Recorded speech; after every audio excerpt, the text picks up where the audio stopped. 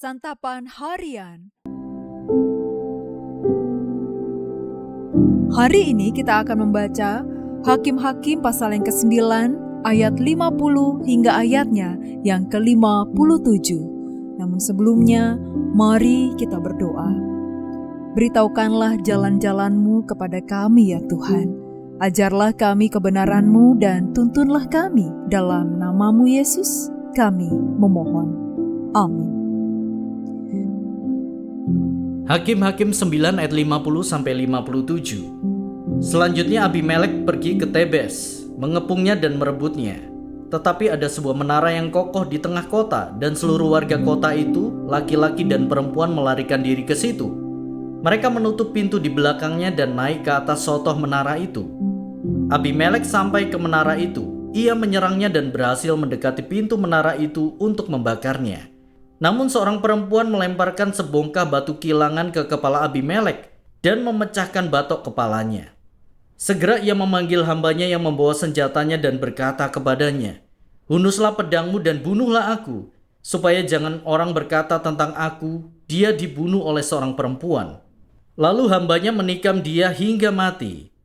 Setelah orang Israel melihat bahwa Abimelek telah mati, mereka kembali ke tempat masing-masing.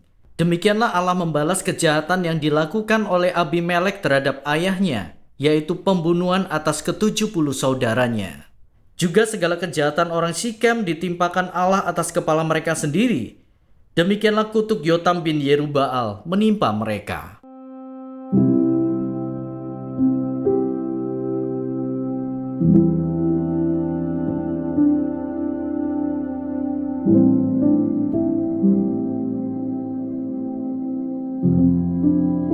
Sahabat Scripture Union Indonesia, sehebat atau sepandai apapun seseorang, ia tetap tidak boleh merasa paling berkuasa dibandingkan orang lain karena ia bisa saja gagal pada suatu saat di masa depan.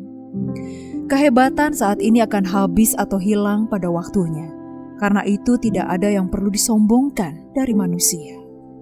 Pernyataan di atas berlaku untuk semua orang dan juga pas untuk dikenakan pada Abimelek yang punya sepak terjang yang kelam.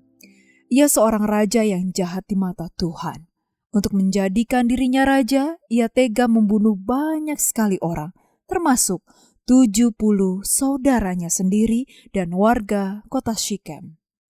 Berbagai kejahatan terus dilakukannya.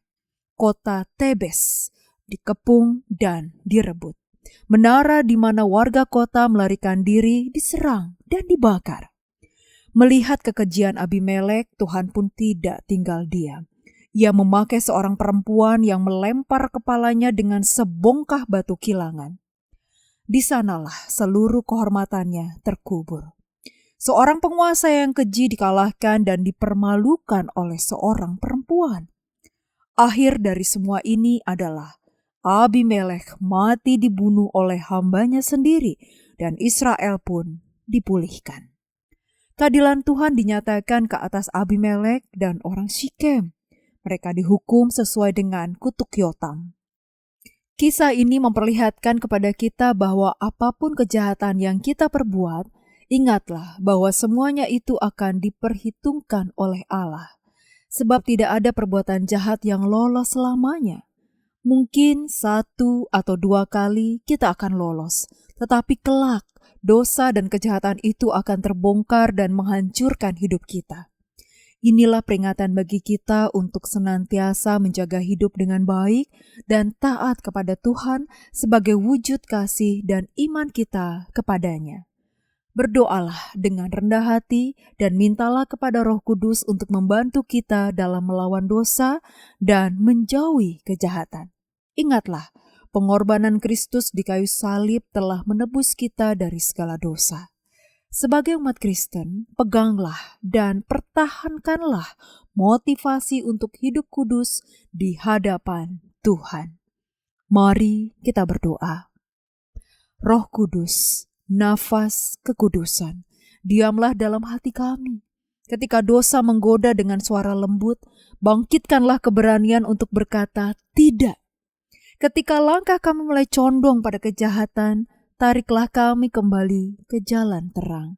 Kuatkan kehendak kami yang lemah, tajamkan nurani kami yang sering tumpul, agar kami hidup dalam kemenangan atas dosa. Di dalam nama-Mu Yesus, kami memohon. Amin.